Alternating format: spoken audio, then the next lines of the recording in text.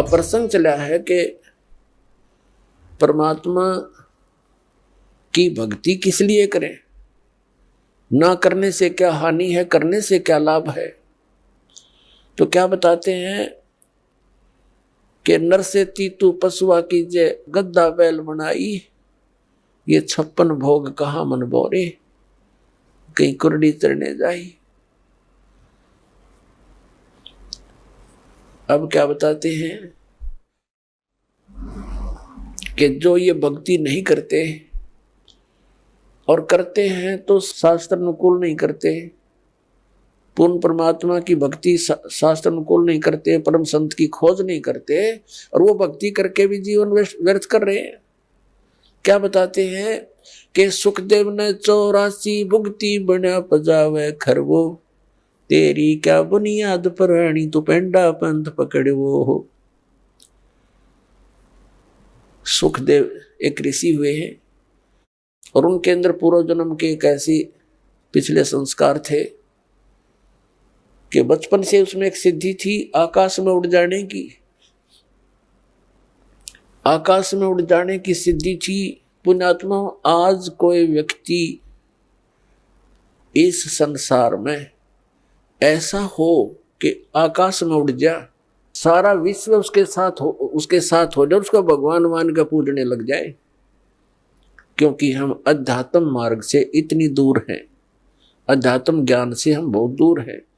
और परमात्मा क्या बताते हैं कबीर जी कि सुखदेव ऋषि आकाश मार्ग से स्वर्ग चला जाता था और उसने गुरु धारण नहीं कर रखा था। तो सबसे पहले सत्संग में ज्ञान दिया जाता है कि भक्ति की आवश्यकता क्यों पड़ी, फिर भक्ति के लिए किन किन वस्तुओं की आवश्यकता है। तो सबसे पहले गुरु होना चाहिए। सुखदेव ऋषि जी का गुरु नहीं था और पिछले जन्म की उसकी भक्ति से बैटरी चार्ज थी। अब जैसे किसी के घर इन्वर्टर होता है, इन्वर्टर की बैटरी फुल हो चुकी हो और चार्जर हटा दिया जाए तो फिर भी काम करती है, बल्ब भी जलते हैं, पंखे भी चलते हैं, वो अपना काम कर रही है। लेकिन चार्जर ना लगने से वो फिर एकदम डाउन हो जाएंगी बैटरी उसकी और सब सुविधाएं खत्म हो जाएंगी। तो ऐसे पूर्व जन्म की जिनकी बैटरी चार्ज है, आज कोई प्रधानमंत्री बन गया, कोई राष्ट्रपति, कोई अन्य पोस्ट प्राप्त है या कोई अन्य फैक्ट्री मालिक है, तो वो पिछली बैटरी चार्ज है, इन्वर्टर काम कर रहा है, लेकिन उन्हें चार्जर नहीं लगा रखा, फिर वो एकदम फ्यूज होंगे तो एकदम उनके जो सब सुविधाएं बंद हो जाएंगी। जैसे आप देखते हो, पुण्यात्मा, एक आधा ऐसा उदाहरण है, कलेजा फटने को हो जाता है। अब हम क्या चाहते हैं, मंत्री बने, प्रधानमंत्री बन जाए, सुखी हो जाएंगे। एक पोलैंड देश का पूरा मंत्रिमंडल, पूरा कैबिनेट, जिसमें मंत्री भी, मुख्य प्रधानमंत्री भी और एमपी भी, देखो उनकी साथ बोल दी, एक के विमान में बैठकर किसी का शोक व्यक्त करना चाहते मुंह काढ़े और वो विमान दुर्घटनाग्रस्त हो गया। कहते 95 सदस्य थे उसके अंदर, जहाज के अंदर 95 के 95 मर गए। और उनकी कितनी आशाएं थी, कितनी उच्च पोस्ट थी उनके पास, और क्या लेकर गए इस गंदे संसार से। तो पुण्यात्मा, इन बातों को आधार बनाना पड़ेगा अपने। तो उनकी बैटरी वह खत्म हो चुकी थी, वह जब डिस्चार्ज हुई सारी सुविधाएं खत्म और मिट्टी में ये भूत बने अंडेंगे वहां पर। एक दिन एक व्यक्ति बता रहा था वैसे भी, और एक दिन समाचार पत्र में पढ़ा था हमने, 4-5-6 वर्ष पहले की बात है। एक बहुत बड़ा राजनेता था, उसके साथ 4-5 कुछ घर के 1-2 घर का सदस्य था, 4-5 उसके चेले चपटे। वो उसका हेलीकॉप्टर जो है एक्सीडेंट हो गया, मर गए सारे। अब वो उस गांव में जहां हेलीकॉप्टर गिरा था भूत बनकर वहां धक्के खा रहे हैं और गांव वालों को दुखी कर रहे हैं। वो कहते हैं हमारा यहाँ प्लेटफार्म बनाओ, कोठी बनाओ, हमारी यहाँ रहा करेंगे। कोई ये भूत बात सेवड़ा सेवड़ा बुलाया, उन्होंने पूछा था सीकरी, तो तब उन्होंने उसको बताया कि हमारा यहाँ वो बनाओ कोठी, हम रहा करेंगे। उनकी फिर वो एक चबूतरा सा बना के वो 4-4 ईंट ला के सारे की नरी कोठी बना रखी इतने। अब वहां कोठी बनाए बैठे हुए।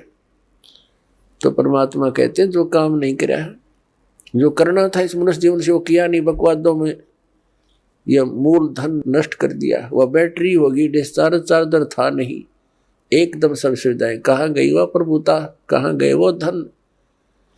अब सिर पर चाट लो हेलीकॉप्टर ने, वो ले डूबा उसको। तो यहां परमात्मा हमें याद दिलाते हैं कि सुखदेव ने 84 भुगती, बना पजावे खरगो, तेरी क्या बुनियाद पराणी, तू पेंडा पंथ पकड़वो। अब सुखदेव ऋषि की बैटरी चार्ज थी पिछले जन्म की, और उस बैटरी चार्ज से वो पहुंच जाता था वहां स्वर्ग के अंदर, ऊपर के लोकों में। तो वहां के जो कॉमन स्वर्ग है, ये स्वर्ग क्या है, ये रेस्टोरेंट है। एक तो प्राइवेट रेस्टोरेंट होते हैं, उनमें तो कोई डट जाके पैसे वाला। एक सरकारी होते हैं, उनमें सरकारी अधिकारी ही रुक सकते हैं। ये पहुंच गया एक दिन, ये जाता था कॉमन स्वर्ग, इंद्र वाले स्वर्ग में। फिर ये पहुंच गया भगवान विष्णु जी के लोक में। प्रत्येक इन भगवानों के लोकों में इसी तरह रेस्टोरेंट बने हुए हैं, और ये भी अपना काम ऐसे ही चला रहे हैं। उनका ये टैक्स लगाते हैं जो यहाँ से पुण्यकर्मी प्राणी जाते हैं, जैसे एक होटल वाला चार्ज रख देता है, उसका महीने का या जैसा भी घंटों का हिसाब से वो खर्चा लेता है। सुखदेव ऋषि जब पहुंचे स्वर्ग में, वहां के होटल में, विष्णु जी वाले बड़े होटल में, तो वहां एक रूल बना रखा उन्होंने कि जो गुरु यानी जिसने गुरु धारण कर रखा हो वही व्यक्ति यहां आ सकता है, इसमें सटे पा सकता है। अब सुखदेव ऋषि का कोई गुरु नहीं था, बैटरी चार्ज पिछले जन्म के पुण्य कर्मों के कारण वो आकाश में फिर रहा था। तो वहां के जो पहरेदार थे, सेवादार थे उस होटल के, उन्होंने मना कर दिया कि गुरु ऋषि जी आपका कोई गुरु है नहीं, और आपको इसमें एंट्री नहीं हो सकती आपकी। वो अड़ गया उनके साथ कि तुम पहले व्यक्ति देखे हो हमने, मैं तो ऐसे जाता हूँ, वहां भी जाता था, इंद्र के लोक में जाता था। उन्होंने कहा जी वहां जाते होगे पर यहाँ नहीं जा सकते आप, ये भगवान विष्णु का आदेश है। उसने कहा कि मेरे को विष्णु जी से मिलाओ। वो तांडी पाक रहा था, हल्दी की गांठ से पंसारी बन गया। अब उन पहरेदारों ने जाके बता दिया कि भगवान ऐसे ऐसे एक सुखदेव नाम के ऋषि हैं, उनका कोई गुरु है नहीं, और उन्होंने हट कर रखा है अंदर प्रवेश करने की जिद लगा रखी है, आपका क्या आदेश है। और उसने ये कहा कि मुझे भगवान विष्णु से मिलाओ। भगवान विष्णु आए बाहर। अब ऋषि ने तो ये सोचा था सुखदेव जी ने कि मुझे देखकर जैसे इंद्र दौड़ा आता था ऐसे सीने से लगाएगा कि वाह बड़ी भक्ति कर रखे, यहाँ पहुंच गए। लेकिन मर्यादा बहुत बड़ी चीज होती है भक्ति मार्ग में। तो विष्णु जी ने उनको सीधे मुंह बात नहीं की और कहा यहाँ कैसे आए ऋषि जी। पुण्यात्माओं, जो व्यक्ति किसी के पास कोई उद्देश्य लेकर जाता है और वो ये सोच कर जाए कि मुझे बहुत सत्कार मिलेगा, और जाते उसको सीधे मुंह बात ना की जाए तो वो समझ जाता है कि बात बिगड़ गई। तो आधी तो उसकी भांग वहीं उतर गई जब भगवान ने नो पूछा तू यहाँ किस लिए आया। तब उसने कहा जी मैं उस दिन यहाँ व्यतीत करना चाहता हूँ आपके रेस्टोरेंट में, इस स्वर्ग में। तो विष्णु जी को पता तो था ही। फिर उन पार्षदों से पूछा, सेवादारों भाई तुमने क्यों नहीं एंट्री होने दी ऋषि जी की? तो सेवादारों ने बताया जिनका गुरु नहीं है। तो भगवान ने कहा, सुखदेव आप जा सकते हैं, बगैर गुरु वाले व्यक्ति को हम इसमें प्रवेश नहीं होने देते, आप जाइए। अब ऋषि जी ने कहा कि भगवान इस पृथ्वी के ऊपर मेरे समान कोई ऐसा है नहीं, मेरे जैसा कोई सिद्धि युक्त, मैं किसको गुरु बनाऊं? तो भगवान श्री विष्णु जी ने कहा कि सुखदेव ये भी तेरी भूल है, ये तेरा अभिमान बोल रहा है, तेरा अज्ञान बोल रहा है। आप जाइए, राजा जनक से उपदेश लीजिए। राजा जनक कौन? जो सीता जी के पिता थे। अब वो देखो, इन कई कहते हैं कि गुरु जो है ब्रह्मचारी होना चाहिए, तो वो भी उनकी भूल है उन व्यक्तियों की। अपने आत्माओं परमात्मा के विधान से अपरिचित व्यक्ति इस तरह की अटकलबाजी करता रहता है। तो इन सब प्रमाणों से हमें सिद्ध होगा कि गुरु कैसा होना चाहिए, शिष्य के क्या लक्षण होने चाहिए, कैसे उसमें गुण होने चाहिए, और गुरु जी के अंदर कैसे लक्षण होने चाहिए। अब सुखदेव ऋषि बाल ब्रह्मचारी और साधु संत ऋषि और राजा जनक गृहस्थी, उसने ब्याह करवा रखे गणे, क्योंकि राजा था। अब वहां तो वो बोल नहीं सका भगवान विष्णु के सामने, तो वापस आ गया। वापस आया तो वहां ऋषि और अन्य ऋषियों के पास जैसे पहले खूब छाती खोल कर जाया करता था, उधर न्यू जावा मुंह लटकाए। उन्होंने पूछा, ऋषि जी आपको क्या ऐसी क्या घटना घट गई, बहुत दुखी से नजर आते हो? तो उसने सारी कहानी बता दी कि मैं विष्णु जी के लोक में गया था और भगवान ने मुझे वहां रहने नहीं दिया।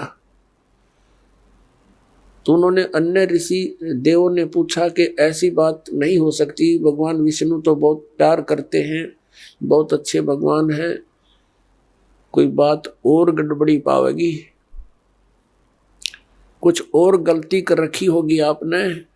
तब उसने बताया कि मैंने गुरु धारण नहीं कर रखा, भगवान ने या कंडीशन रख रखी है कि जिसका गुरु होगा वही स्वर्ग में रह सकता है, विष्णु जी के स्वर्ग में। तब अन्य जितने भी देव ऋषि थे उन्होंने कहा, ऋषि जी आप तो बहुत भारी भूल किए बैठे हो, हमने तो ये सोचा था आपने कोई गुरु बना रखा होगा, आपने बहुत भारी गलती कर रखी है, बिना गुरु के फिर रहे हो, आपने जीवन नाश कर दिया। अब वहां उसने फिर बताया कि भगवान ने मेरे सामने एक समस्या और पैदा कर दी। क्या पैदा कर दी? कि कहा है कि राजा जनक से नाम लो, तो वो क्या कहता है कि राजा जनक गृहस्थी बाई और कैसे शीश नवाऊं जाई।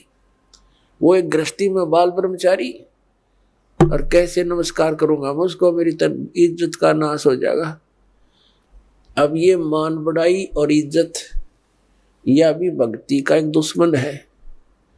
परमात्मा कहते हैं राज तजना सहज है और सहज त्रिया का ने, मान बढ़ाई ईर्षा ये दुर्लभ तजना ये, और इनके तजे बिना भगवान नहीं मिला, चाहे कितनी बकवाद कर ले।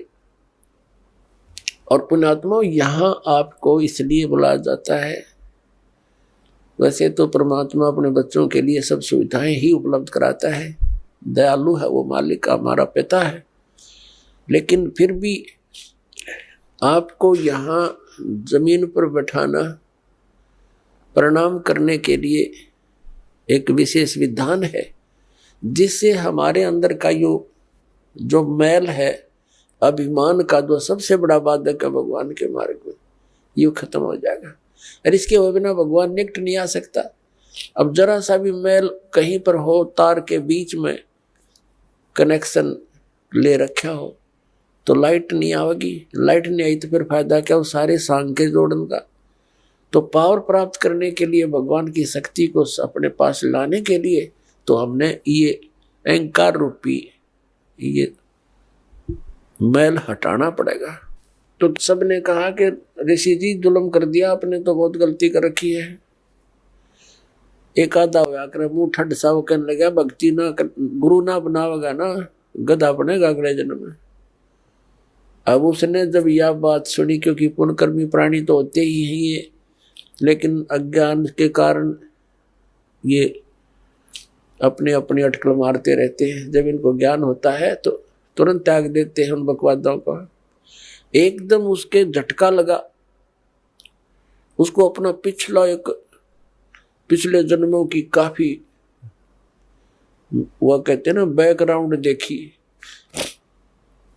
पिछले जन्मों के अपने दुख उसके सामने घूमने लगे। उसको क्या हुआ कि जैसे उसको याद आया, उसकी दिव्य दृष्टि वो चालू होगी अंदर की, जितनी उसकी रेंज थी। अब क्या देखा सुखदेव ऋषि ने कि एक बार वो गधा बना हुआ है, गधे की योनि भोग रहा है।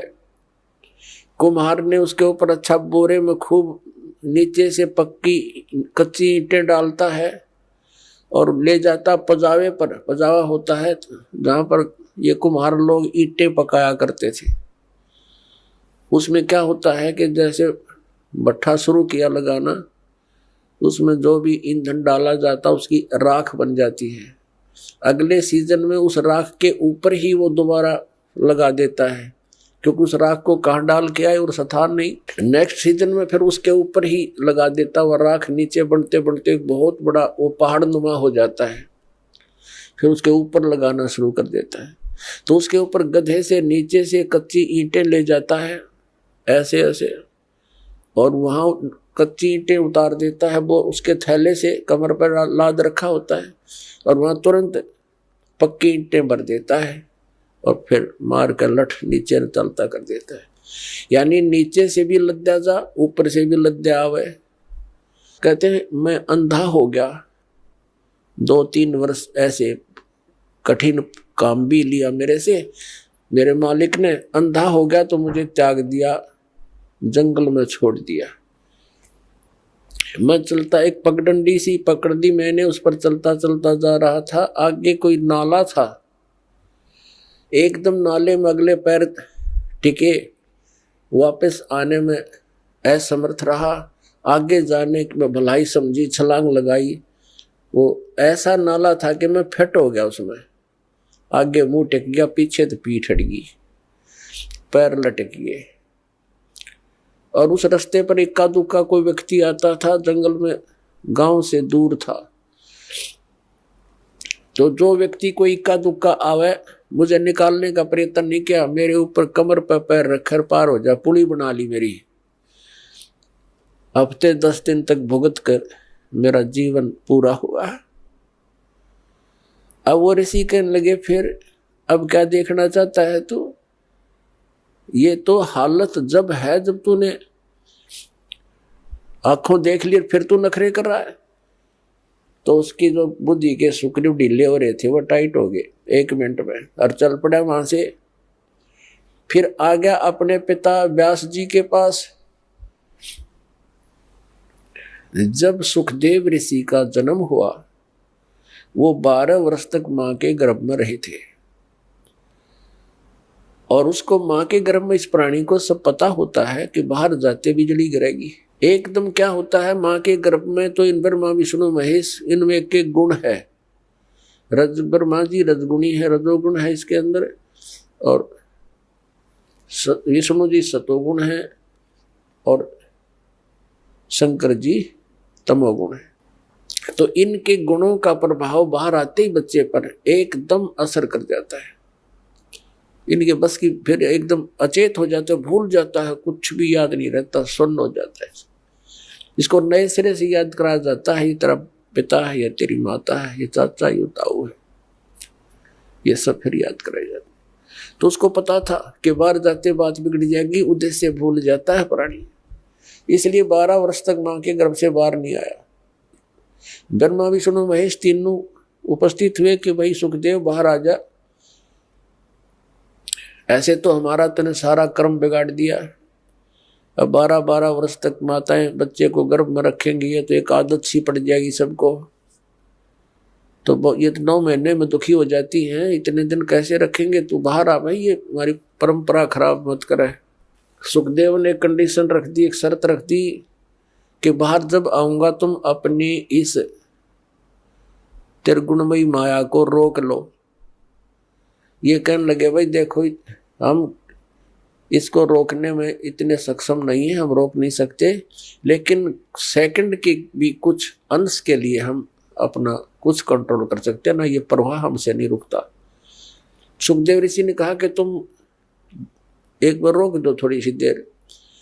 तो कहते सेकंड के भी कुछ अंश में ही वो रोक पाए थे, तभी वो मां के गर्भ से बाहर आ गया। और उसको चेतना रही कि भक्ति ना करने से जो जीव व्यर्थ हो जाता, जीवन नष्ट हो जाता है।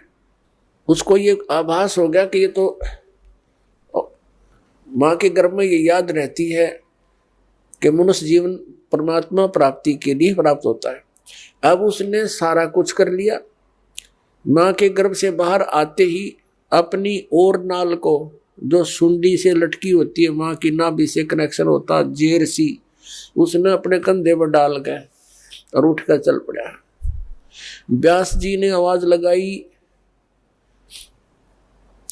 अरे पुत्र, मेरे बेटा कहाँ चले। अपने आत्मा पुत्र का मोह बहुत खतरनाक होता है, बहुत प्रबल होता है। पुत्र मोह में ऋषि जी बार बार पुकार रहे हैं, बेटा एक बार दर्शन तो दे दे, अरे एक बार शकल तो दिखा दे, 12 वर्ष बाट देखी तेरी, अरे 12 वर्ष तक इंतजार करी पुत्र की, दर्शन करूंगा। ये पीछे से बात कर रहा है चलता चलता कि ऋषि जी ना जाने कितनी बार तू मेरा बाप बन लिया, ना जाने कितनी बार मैं तेरा बाप बन लिया। ये तो बुरी बीमारी है, मुझे इसमें मत फंसा। और यहाँ कबीर साहब ने कहा, उसने क्या कहा, ऋषि जी ने, सुखदेव ऋषि ने क्या कहा कि एक लेवा एक देवा दूतम, और कोई किसी का पिता नहीं पूतम। ये तो ऋण संबंध जुड़ा एक ठाठा, अंत में सब 12 बाटा। ये तो एक दूसरे का लेन देन उलझ रहा है, कोई किसी का बाप नहीं, कोई किसी का पुत्र नहीं। जिसके जितने संस्कार वो अपने पूरे करके यहाँ से चले जाएंगे, फिर कोई गधा बनेगा, कोई कुत्ता बनेगा, कोई मनुष्य बन जाएगा। ये फिर परिवार ऐसा नहीं होगा। और इसका उद्देश्य भक्ति करने का है। और मैं तेरे दर्शन करूं नहीं पिताजी, मेरे मोह जाग गया तो मैं फिर भक्ति से वंचित हो जाऊंगा। यूं कहकर आकाश में उड़ गया। जब तो वो चला गया, उसके बाद फिर आया, जब युवा हो लिया, फिर वापस आया अपने पिताजी के पास के बड़े विद्वान पुरुष हैं, उनसे सलाह लेता हूं। व्यास जी ने कहा, आ गया पुत्र? क्या आ गया पिताजी? अच्छा बेटा, बड़ा कोई बात नहीं, अब आ गया, सुबह का बोला, शाम को आ जाए तो कोई दिक्कत नहीं, आ जाओ मेरे पास रहो बेटा। तब उसने कहा, सुखदेव ऋषि ने कहा कि पिताजी मेरे सामने एक समस्या खड़ी हो गई, एक प्रॉब्लम भारी है। सारी कहानी बताई, मैं ऐसे ऐसे विष्णु जी के लोक में गया था, उन्होंने वहां रहने से मना कर दिया क्योंकि मैंने गुरु नहीं बना रखा। पुण्यात्माओं, जो परमात्मा के विधान से परिचित प्राणी होते हैं वो एक का सुर में बोला करते हैं। तो व्यास ऋषि जी का भी माथा ठनका और कहने लगा, अरे बेटा, तंदा अपना जीवन नाश किया, मैंने सोचा था चलो सब्र कर लिया था, संतोष कर लिया था मैंने, मेरा बेटा अपना कल्याण करवा लेगा, तने तो नाश कर लिया अपने जीवन का। या क्या सोचा तूने, गुरु नहीं बना रखा? अरे जाएगा कहाँ? तो फिर उसने अपनी वो दूसरी प्रॉब्लम बताई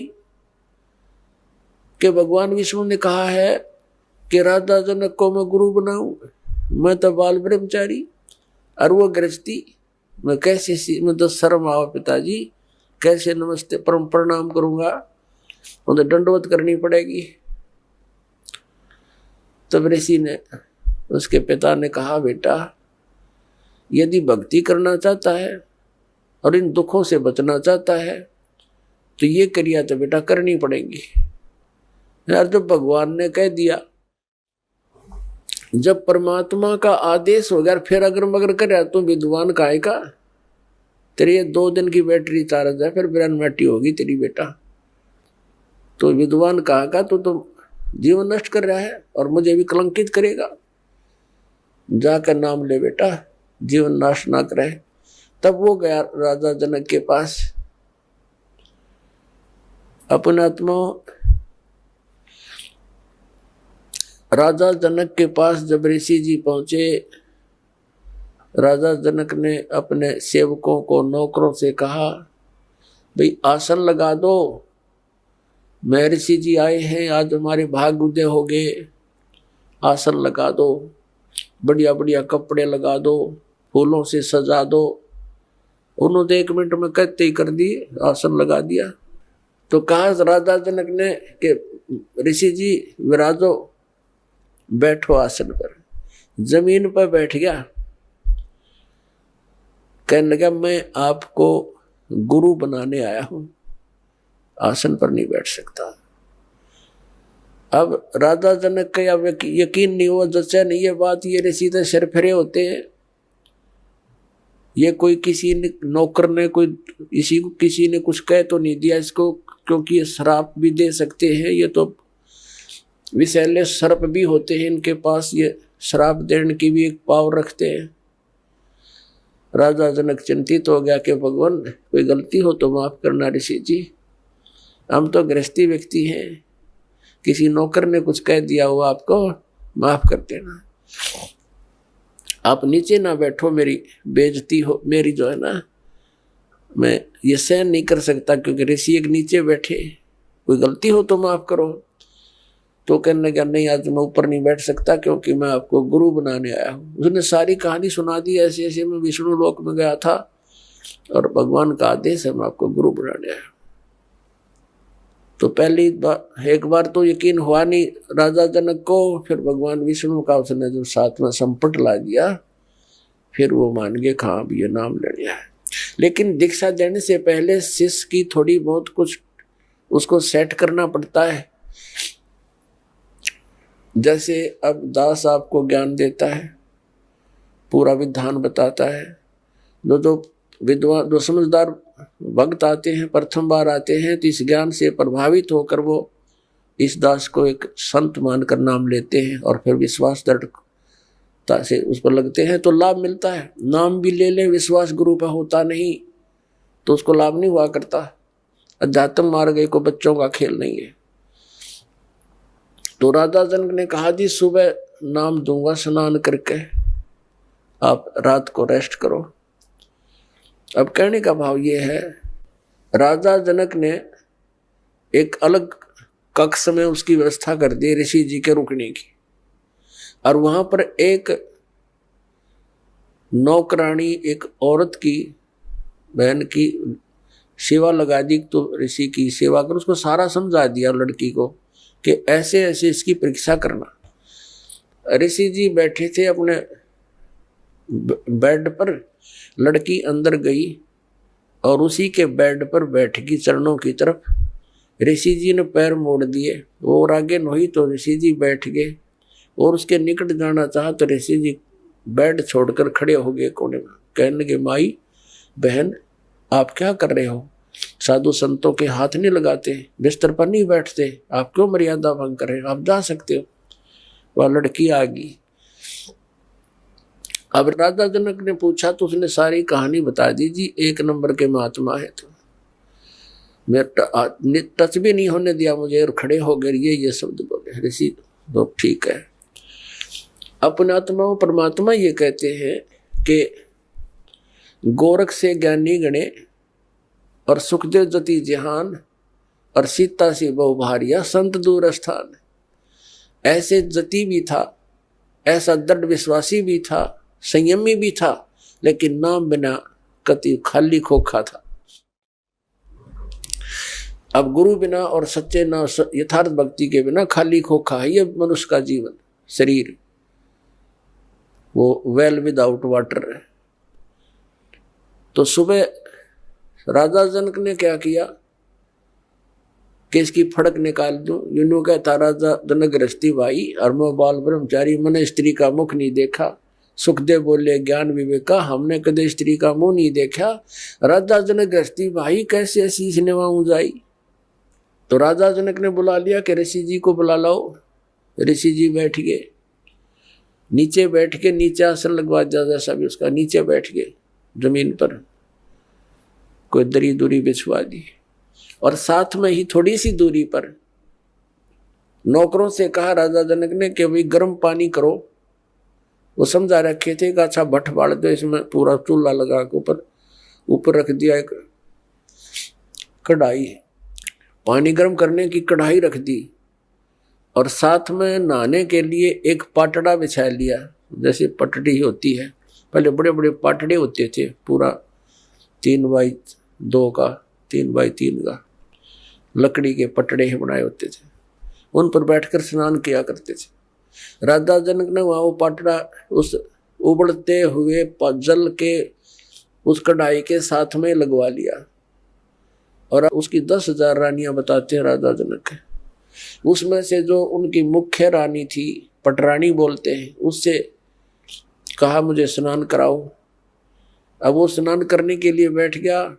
उसकी पत्नी उस उबलते हुए जल से उबाल रखा, जैसे गुलगुले उतारा करें, जलेबी उतारा करें जब उबाला करें घी को, तो उस उबलते हुए पानी से लोटा भरे वह पटरानी राजा जनक के चोटी में डाला है, रात से मसला अनुसार। और वो सुखदेव ऋषि न्यू हुआ पाछे ने जलेगा भी हो, वह लोटा गिरा और पाछे ने सरके जल गया। तब राजा जनक ने कहा कि ए बाल ब्रह्मचारी, ए व्यास के बेटा, मैं गृहस्थी हूं और मेरे स्नान करने के बाद जो पानी गटर में जा रहा है, ये नाली में जा रहा, तो इसमें उंगली दे दे बेटा, तब जानूंगा तो किसा बाल ब्रह्मचारी है। न बोला मैं ना दूं, आज जल जा मेरा तय। राजा बिहंस देई तब तारी, और हमें स्नान करावे नारी। ए ब्रह्मचारी, तेरे तो नारी अच्छी या लड़की जो सत्य नाम इस सही मंत्र के जाप से इसका शरीर ऐसा सॉलिड हो चुका है, और आप भटक रहे हो, धक्के खा रहे हो, शरण पकड़ दिए। बाल ब्रह्मचारी एकदम कति नतमस्तक हो गया। तो पुण्यात्माओं, या फड़क निकले बिना गुरु बनाने का कोई यूज भी नहीं, लाभ नहीं हो जीव को। जब तक आपको गुरु जी पर विश्वास नहीं होता, इतना धारण नहीं करना चाहिए। फिर अग्रम अग्रम करते हो तो भक्ति खंड हो जाती है। तो उस दिन के बाद राजा जनक के प्रति उसकी पूरी श्रद्धा होगी। उसने सिर्फ ये चमत्कार देख कर गुरु पर विश्वास हो गया। विश्वास कर केवल इन चमत्कारों से नहीं, वो तो पुरानी कथाएं हैं, जैसा उनको लाभ हुआ, कितना लाभ हुआ। राजा जनक से उपदेश लेने के बाद सुखदेव ऋषि स्वर्ग में गया, बस